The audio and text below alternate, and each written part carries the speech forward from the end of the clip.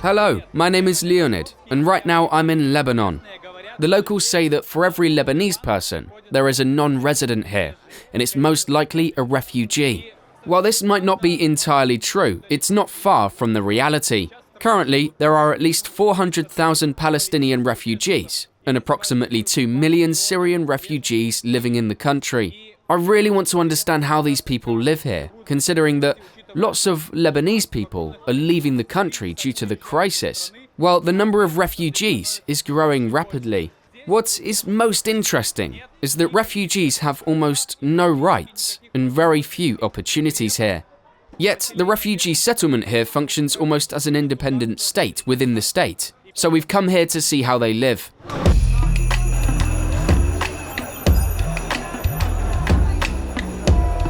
According to various estimates, there are approximately 5 million Palestinian refugees worldwide, although Palestinians themselves claim that the number is much higher. Get out of here. Look what you've done to him. Did you have to throw it?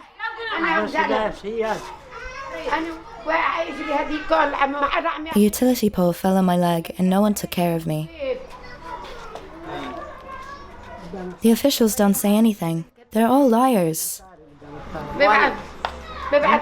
Money. She's asking for money. Palestinian refugees are the only refugees in the world whose refugee status is inherited by children for several generations. This means that even the children born outside of Palestine, for example, here in Lebanon, are officially considered refugees. That's why the number of Palestinian refugees doesn't decrease over time, but on the contrary, continues to grow. Don't take off your shoes. Don't take them off. I haven't cleaned the floor anyway.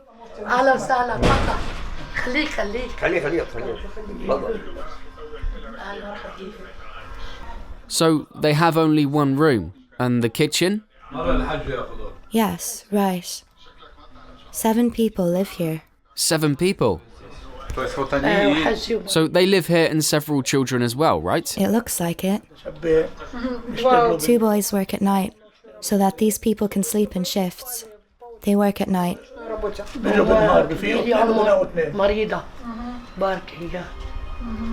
And the grandmother too? Her mother, yes. How long have they been living here?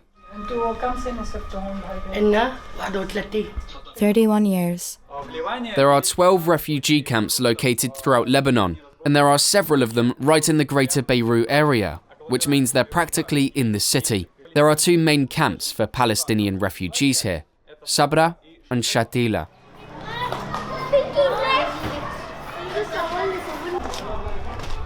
Shatila is a camp for Palestinian refugees, established in 1948 when they came here and built it. The UN leases this land from a family with the surname Shatila, hence the surname of the camp. Is that a Lebanese family? Yes, it must be. The UN leased this land and gave it to the refugees who were born and live here. Wow, so they've been living here for how long? 70 years? Yes. Even longer. If you want to know how people live in other countries and see more of my travels, subscribe to this channel. The more subscribers, the more amazing places I can show you.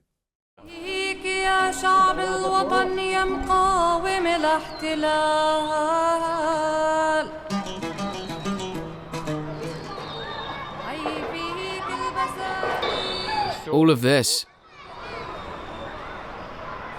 All of these handmade buildings, it's a camp around us. I'm just shocked. Now you can see the scale of it. This camp is not even one of the largest, there are much bigger ones. Now we're in Sabra, another refugee camp within the Beirut area that doesn't look like a typical refugee camp. It's different from Shatila because it officially isn't recognized as a refugee camp and receives no assistance, neither from the government nor from international organizations. Sometimes people come here saying they want to help us. They take pictures of us, collect some money, give us a quarter of it, and keep the rest for themselves. According to official documents, this isn't a camp, but a temporary settlement, which is why humanitarian organizations ignore us. Many people came here for a month and ended up staying for 80 years.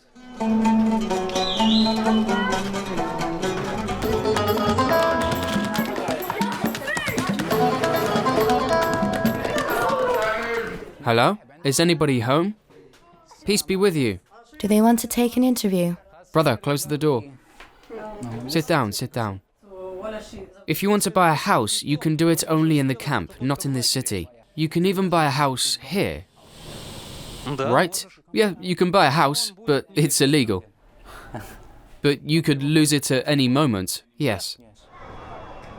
For example, we've entered a house that looks fairly decent. Almost nothing falls apart. Many houses, especially the old ones, are literally crumbling because by law, the Lebanese people are forbidden not only from building new houses here, but also from repairing the old ones. Look, their staircase is falling apart. Do you see? But they are forbidden to fix it. So it's forbidden for them to do any kind of construction here, right? Yes. So what are the authorities waiting for then? That everything just falls apart one day? No, they expect people to buy apartments and disperse, so there won't be as many Palestinians. You can buy a house outside the camp, but if you don't arrange it in a clever way and register it on a Lebanese person's name, the government can take it away from you. Some parts of the camp look okay, like a poor but decent town. Yet in some areas, like where we are now, it feels more like you're in a basement than in a residential neighborhood. You must have seen the broken staircase there, so if you decide to fix something, for instance, you will be carrying a bag of cement. A police officer might approach you and ask, "What are you doing here?" Shatila and Sabra were both established as temporary settlements in 1948, but after 70 years, they haven't disappeared and have only grown. For example, Shatila occupies an area of just about 250 acres, which isn't much, but according to various estimates, its population reaches from 10,000 to 20,000 people. The camps are surrounded by Beirut, a large city on all sides, so they have no choice but to grow upwards. There are about 450 families here, with at least 5 members in each. It could be more, but there were armed conflicts here. Many neighborhoods were destroyed, and people were forbidden from rebuilding them. Many perished, many moved away. The camp could have been much larger. Honestly, this doesn't look like a camp at all. It looks like a city. It's a camp. I mean, a poor but functional city. When one says the word camp, one imagines tents and something like that. Yes, everyone is used to thinking that a camp is a place where there are no houses and lots of poor people. But there are rich people here too. Not many, of course. Check out the slums with a Chevrolet Camaro. Previously, this was of the land with a cemetery. When they gave us this land, the first Palestinians began setting up tents here. And then they started building some simple houses. Later, more people arrived. And it became necessary to build upwards to accommodate everyone. At first, we were simply allowed to live here, but then we were officially allowed to stay until we returned to Palestine. We are stubborn and enduring people, and we built with what we had. There used to be a ruined shack, but we reinforced it with stones and finished it, so it turned into a proper house. And then one more, it used to be empty here. The tents were being blown away by the wind. We needed something more stable. You could touch it and die. When it rains, you can't walk here because of the electricity. It can cause fires. This is the window of my bedroom.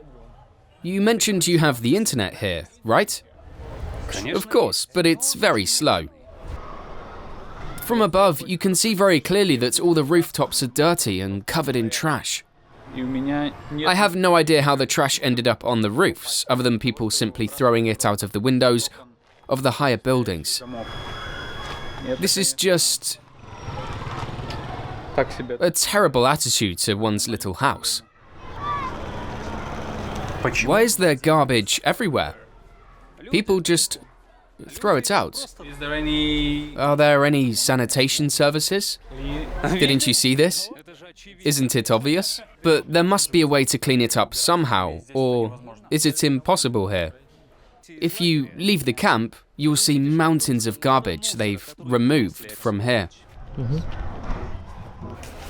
This is a list of people who want to work on cleaning up the garbage here in Shatila.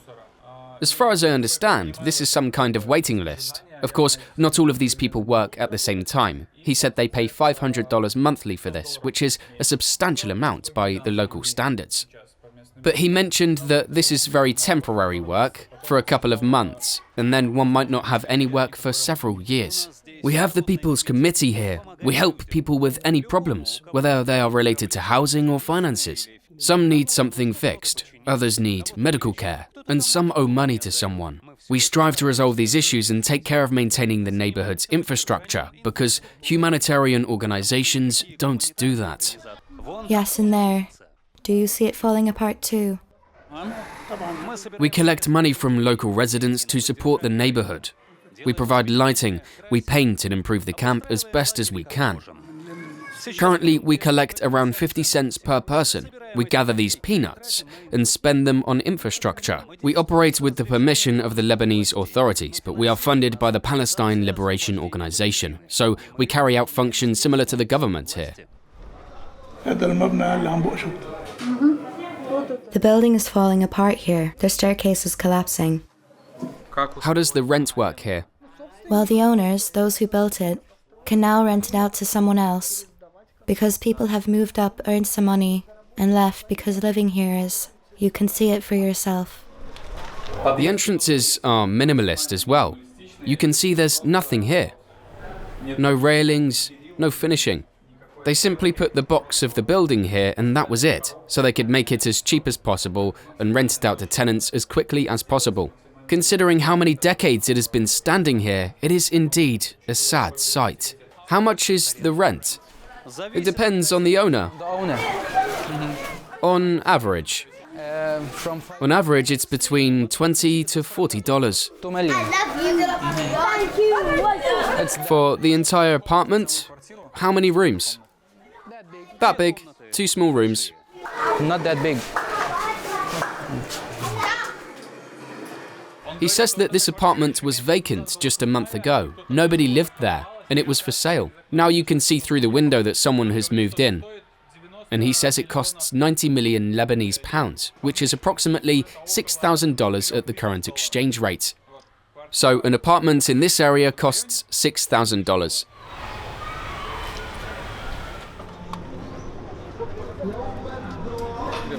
It used to be a hospital, the largest in Lebanon at some point, and now people live there too. Look, the entire house is riddled with bullet holes. Right there, and there. There is a bomb shelter in the basement. Since the Civil War, 90 million families have been still living there. So these are the people that survived the Civil War. 90 million families.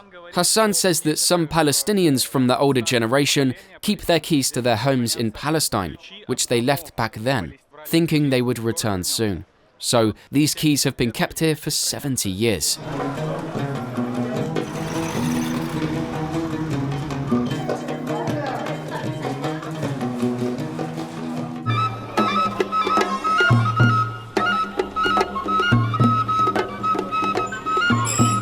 Where did Palestinian refugees come from in the first place? The thing is that at the end of the 1940s, during the Arab-Israeli War, the UN transferred part of the Palestinian territory to Israel to establish the Jewish state of Israel. The Arab population mostly fled from these areas, primarily to Jordan and Lebanon. So many people, so many stories. For example, there were battles in Jaffa, and people were forced to flee. My grandfather had 7 daughters and 2 sons. One girl lost back then, but now she lives in Gaza. During those times, women were attacked, and my grandfather was afraid for his daughters, afraid that they might be assaulted, so he took them and fled for their sake. Jaffa used to be a quiet city. People didn't have weapons there. When tanks entered the city and they started bombing, people got scared and began to flee. When my grandfather saw that the shooting had stopped for a while, he immediately fled. They were betrayed. They were told that they would leave Palestine only for a certain period, for a year, for a month maybe, but they were never allowed to return. We consider what happened to us a great international betrayal. Britain and other Western countries decided to move the Jews away from themselves and send them to us. So they were told to leave for some time, right? Yes. Why? To give the land to Israel? Yes, the land was given to Israel, and now there's no place for Palestinians there. Jews and Palestinians used to live together in Palestine. They even married and lived peacefully. But then, the Jews with a completely different mentality started arriving. We welcomed the first settlers and helped them because there were Jews among the Palestinians too. The problem was not with the Jews, but with the ideology of Zionism. Outsiders began to arrive. They were people who had gone through the war as some mercenaries, while we had only peasants and intellectuals. There are areas in Palestine where Jews are living, and Palestinian flags are hanging there at the same time. They say, we are not Palestinians, we're Jews. And we lived with them without any issues, but these weren't the Zionists. The most unpleasant ones were Jews from Poland and Morocco. How did your parents build their lives? I mean, how did they escape unemployment and lack of money? Those who came here at the time had money for the initial period. They weren't poor. Many arrived with money. The people were well off. When the money ran out, people started looking for work. It was forbidden for them to work, but they found ways to do odd jobs.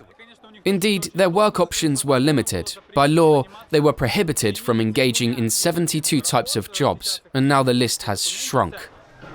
Currently, Palestinians are prohibited from 58 professions. You can trade or clean garbage. Oh no, you can't even clean garbage. You can be a day laborer, but you can't get an official job. In other words, you can choose to clean garbage if you want, but you can't get a job as a sanitation worker in the city. Civil service is also prohibited. You can become a doctor or work in a pharmacy, but only within the camp. For fellow Palestinians, you can't work in the city. You can do anything in the camp. But if the Lebanese government wishes, they can take it all away and shut it down. You mentioned that stores are illegal. Yes, illegal. Yes, everything here is illegal. The stores and the land. Outside the camp, you can only play football or work as a day laborer. But we are strong and bold. Somehow, we managed to survive.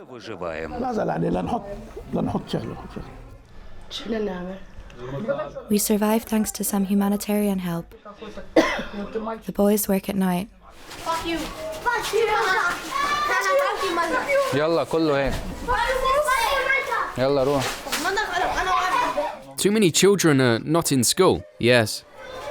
How many schools has the UN built for refugees? In Beirut, there are 3 or 4 schools, both elementary and high school classes.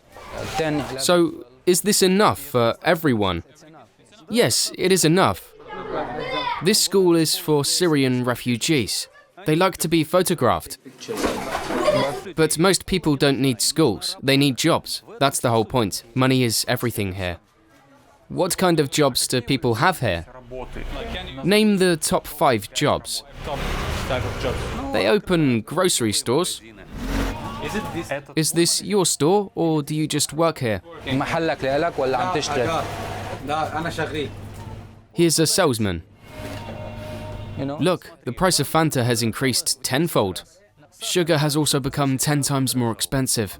All that he earns here is just enough to pay the electricity bill. So, is his salary only enough to pay for electricity? Yes. Water and electricity are very expensive here. Not everyone has the money to pay for them. You see, people need electricity for work. So he sits with a generator, works, sews clothes, and so on. Those who don't find it vital don't use electricity and just sit in the darkness. If you have 2.5 amperes per apartment, it would cost around $30. And the average salary is between $40 and $60. Yes, less than $100. Now, water costs about $6, which is expensive. Few people have enough money. Water is very bad here. It damages electrical appliances. As we walked, we saw how they cleaned the drums of washing machines. There was this layer of limescale. Some people sell water, like the guy I showed to you.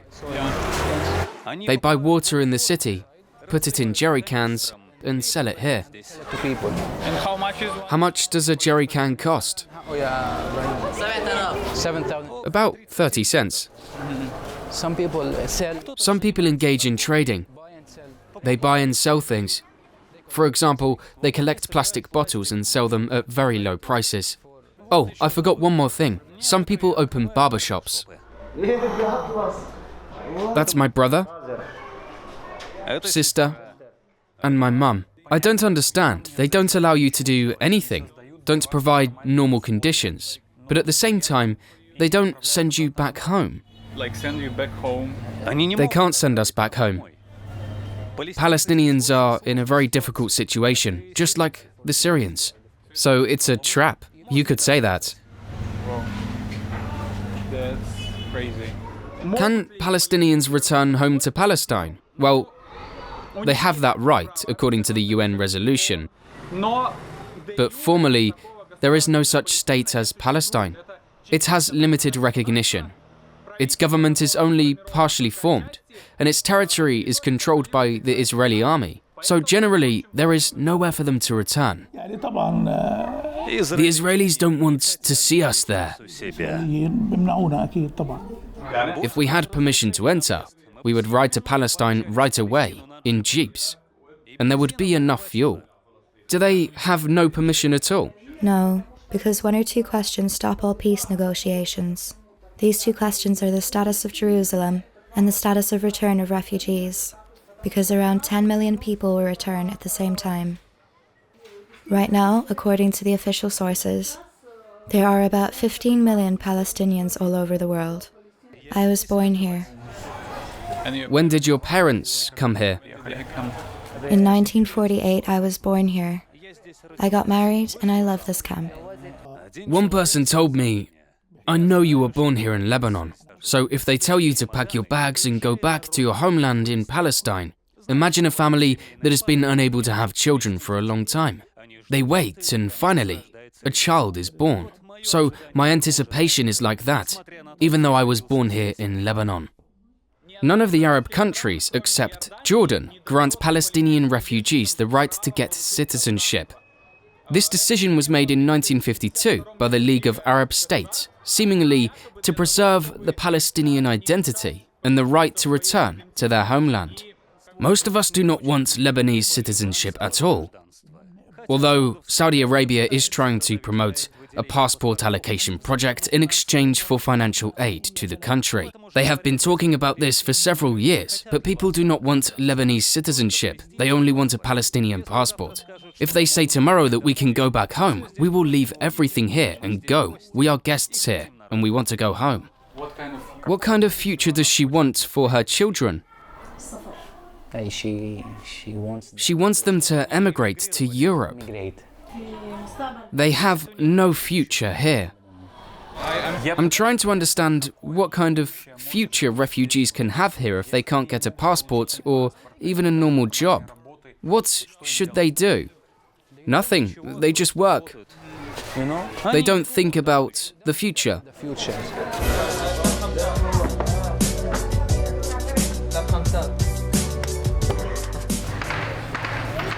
Those are the sounds of gunshots. Gunshots? Are you sure? Yes, I'm sure. Doesn't that scare you? It's normal. No, it's become normal. There are signs like this all over the camp, but as our guide says, it doesn't help much. Who was this person? Just an ordinary person. Ordinary person? Yes, just a normal person, but he had many guns. He was considered one of the strongest, so he's not entirely ordinary. Imagine you walk down the street and you see huge printed photos of a very important person who looks very serious, with a golden AK-47, but he says he's already dead. What happened to him? He died. Was he killed or? He was killed by the government. Oh, okay. Oh, yes. That's some story. As far as I understand it, almost every family here has weapons, right? They say that everything is official in Shatila. They say we have kind of an unclear situation here. What do you mean by official? Well, everyone knows that there are weapons, sir. Oh, right. And is it for the case of a conflict with someone from outside? Yes. Okay, so you are voluntary defenders. Is this all the weaponry here prepared for the case of a hypothetical invasion? What are people preparing for?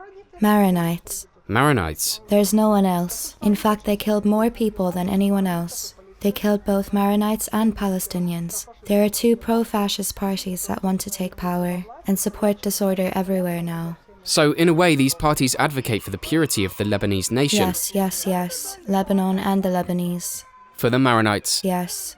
There were real wars in Shatila. The infamous massacre happened in the Sabra and Shatila camps. That was when the Israelis surrounded the camps with tanks, did not let people leave, and the bandits and Catholics were killing people. They knocked on the doors and people were happy that someone had come, and then they killed them. More than 3,500 people died and many more are still considered missing, so roughly 3,500 people are somewhere beneath us. Well, they made it here. So we are literally walking on graves. Yes, it's a mass grave.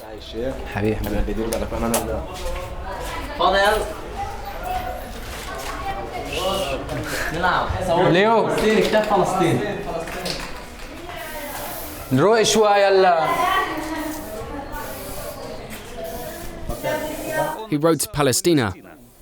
What does Palestine mean to those who are 20 years old? I could bring 6 or 7-year-old children here, ask them who their president is, and they would answer Yasser Arafat. We teach children to love our motherland and teach them history so they know what happened. You could ask 10 children and they would all give the same answer. They are taught that motherland is motherland, although they are not there now.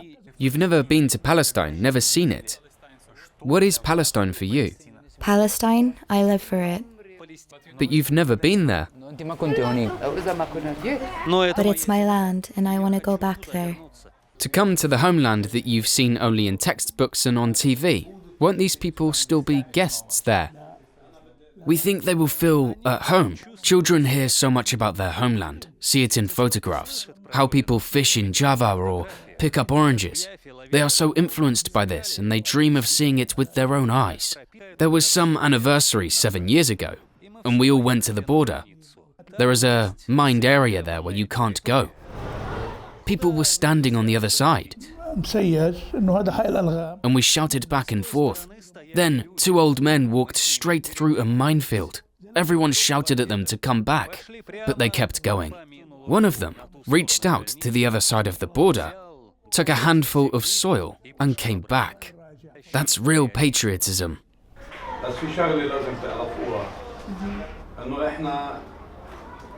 If we can't return home peacefully, someday, there will be a big war. We all have weapons here and we don't hide them. Let them be afraid of us. We will continue to want to go home, under any circumstances. What do you need to do to return home? Weapons.